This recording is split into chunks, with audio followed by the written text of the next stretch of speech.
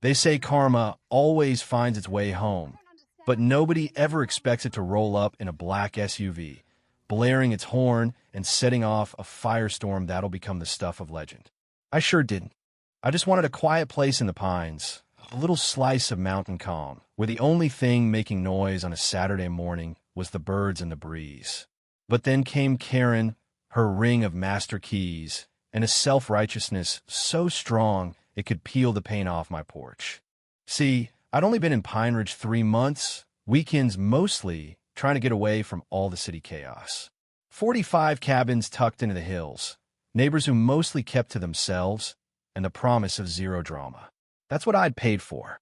What I got instead was a showdown that started with a jangle of keys and ended with the whole county laughing, just not for the reasons Karen expected. That Saturday started picture perfect. Sun just burning through the mist, pine needles slick with dew, my coffee steaming up the inside of the mug as I loaded groceries into the back of my SUV.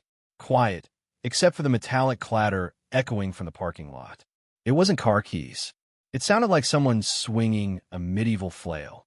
I glanced up, and there she was, Karen, striding across the asphalt in khakis pressed sharper than a courtroom pencil, polo shirt sporting Pine Ridge HOA president like a badge of honor.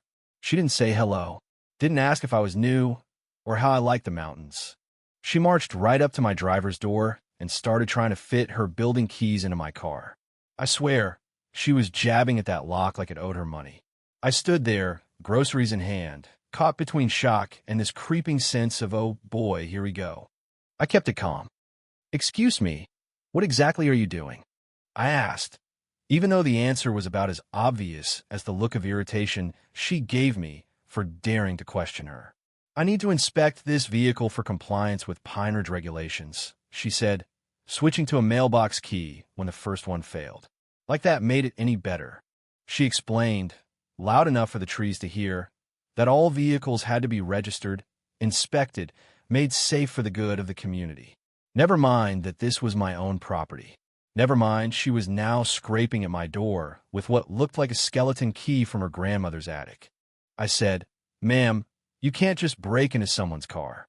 She finally stopped, shot me a look reserved for folks she figured were too dense to understand how things work.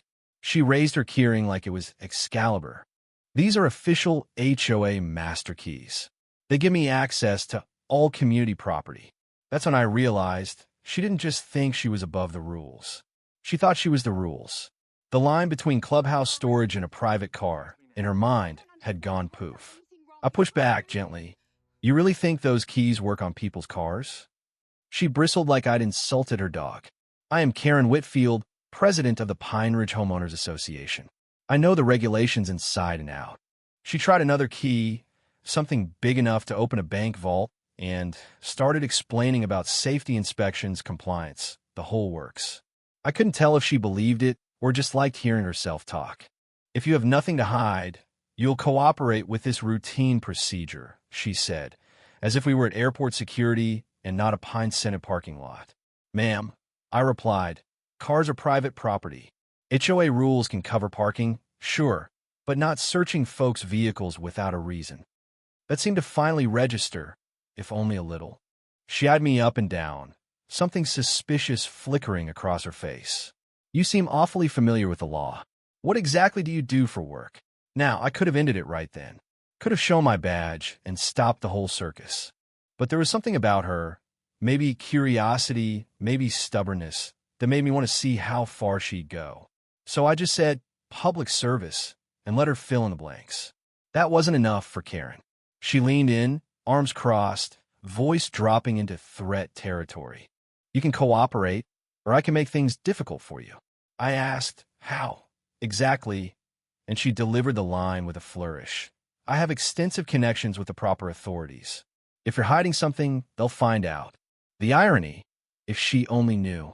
I smiled, told her to call whomever she liked, then went back to my groceries. Karen stomped away, keys jangling, off to the clubhouse to plan her next move.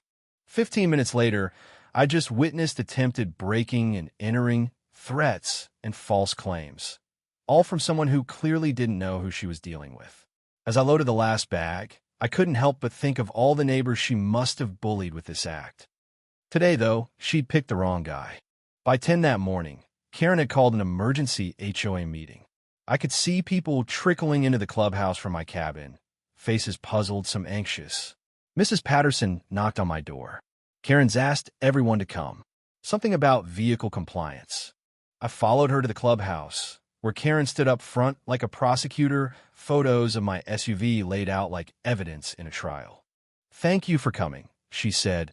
"We have a serious situation. This morning, I tried to conduct a routine safety inspection, and the owner of this unregistered vehicle was hostile. She flashed pictures. My SUV's illegal window tint, the fact that it wasn't an approved earth tone. Residents who refuse safety inspections are hiding something," she declared. Mrs. Patterson, bless her, raised her hand. "Since when do we inspect personal vehicles?" Karen's smile flickered but held. "Safety is our top priority. Recent incidents have made it necessary." "What incidents?" She didn't say. Then she pointed out, "This individual quoted property law at me. That's suspicious." Heads nodded. That was my cue. I stood, "Come as you please." "Ms. Whitfield, try to unlock my car with building keys. That's attempted breaking and entering under state law. HOA rules don't give anyone the right to search private property." A hush fell. Mr. Blake, one of Karen's diehards, piped up, "You some kind of lawyer?" I shrugged. "Public service. My job's to understand how authority and civil rights intersect." Karen tried to spin it back her way, but others started to question her. Mrs. Rodriguez asked if she really had the right to try opening my car. Karen pulled the "I've been here longer than you" card, but the room was shifting. She called for a vote. Should the HOA inspect vehicles in common areas? 8-4, 4 against. "Motion carries," she said. "Mr. Carter, you have 48 hours to comply." I said I'd wait for the paperwork, which clearly wasn't the answer she wanted. The meeting ended, but the community was split. Some avoided my eyes. Others, like Mrs. Patterson, apologized quietly. Karen, I could see, was already plotting her next move. Saturday afternoon brought whispers and worried glances. The neighborhood felt tense, everyone waiting to see what would happen next. Sunday morning, the sound of keys was back, but now Karen had brought a maintenance guy, tools in hand. Through my window, I watched as they went to work on my SUV like it was a junkyard job. I walked over, coffee in hand. "Beautiful day," I said. The maintenance worker froze, suddenly aware he didn't want to be part of this. Karen, though, puffed up. "This is an official inspection, authorized by yesterday's vote," she declared. "Ma'am, what you're doing is called breaking and entering. It's a felony." The maintenance man stepped back. Karen snatched the tools and, undeterred, started attacking the door herself. The crowd grew. Mrs. Patterson, folks from other cabins, all gawking as Karen pried open my car. She got the door open, crawled into my driver's seat, and tried to start it with her ring of keys. The car alarm erupted. Karen, frantic, yelled at me to turn it off, claimed I was sabotaging her, even as people filmed with their phones. "He set this up to make me look bad," she shouted. Then she made the call that would haunt her. "I'm calling the police." I watched from my deck as Karen dialed 911 over and over. First, I was threatening. Next, I was part of a criminal network. By her third call, she claimed I had weapons. Each call more desperate, her story wilder. Neighbors began speaking up. One told her maybe she should call a lawyer instead. By the sixth call, dispatch had switched from polite patience to, "Ma'am, we need to verify your claims." When the police finally arrived, Karen practically ran to greet them, arms waving, telling them all about the dangerous criminal she'd uncovered.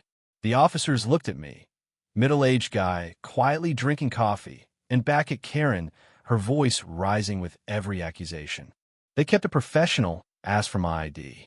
I handed over my license, slow and steady, and saw the lead officer's eyebrows climb as he read it. "Sir, this says you work in law enforcement?" "Yes," I answered.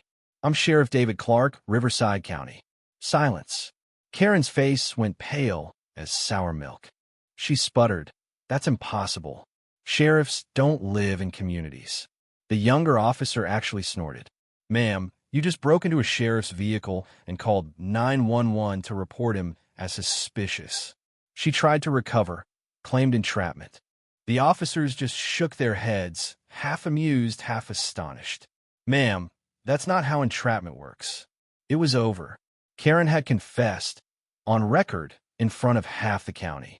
Word spread fast. The HOA voted her out that night. The DA charged her with false reporting, attempted breaking and entering, harassment.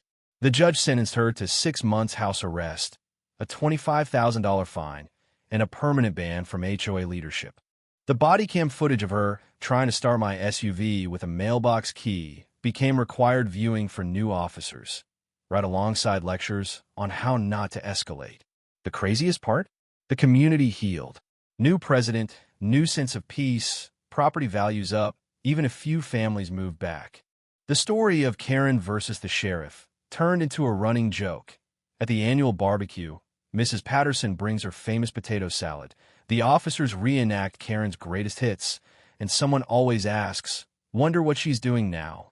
Looking back, it still cracks me up how someone so desperate for power could dig such a deep hole for herself. I learned that sometimes the best thing you can do is let people show everyone exactly who they are and let the world sort itself out. Sometimes justice is slow, sometimes it's spectacular, but it comes especially when folks try to twist authority for their own ends. So here's my question for you. When does a leader's authority cross the line into tyranny? Have you ever seen someone fall on their own sword in pursuit of control? Drop your story below. Was justice served here? Or was it just karma doing its job? If this tale made you smile, let me know. And if you've ever watched a neighborhood drama go nuclear, I want to hear about it. After all, sometimes the wildest stories come from the places meant to be the quietest.